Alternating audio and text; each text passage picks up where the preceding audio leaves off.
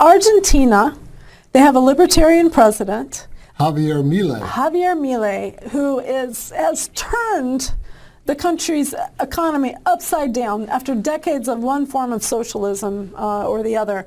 There's this one country down there in South America standing for democracy and freedom and private property and economic rights. And they should be a natural ally, right? They should be our natural ally. Right. And yet, we have stood by and watched country after country in South America become more and more engrossed in communism, Marxism, and be infiltrated and invested in by China, Iran, Russia.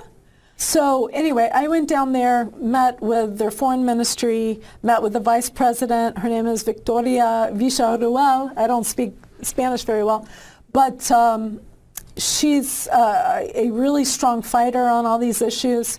I met with one of Javier Milei's leading economists, Hector Rubini. Here's what's going on. This is why I think we need to be involved. Milei gets into office this last December, I believe. It was November, December.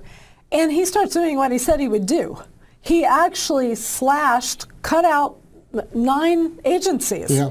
He slashed these secretariats, like 50 of them, slashed 45 undersecretariats, started laying off tens of thousands of people. They call them gnocchi because they're people that only show up around the time that they traditionally make this pasta.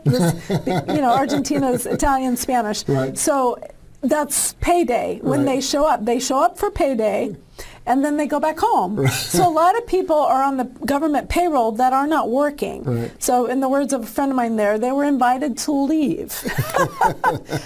I think that may happen in Washington, D.C. very shortly. I think that's going to happen. Yes, I think people are going to be invited to leave. That's just a guess on my part. Yeah, I like that phrase. But what's happened is he's got them out of their debt, their deficit.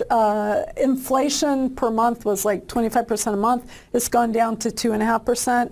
That's not to say that there's not problems still. There's a lot of people that are in poverty between 40 and 50%.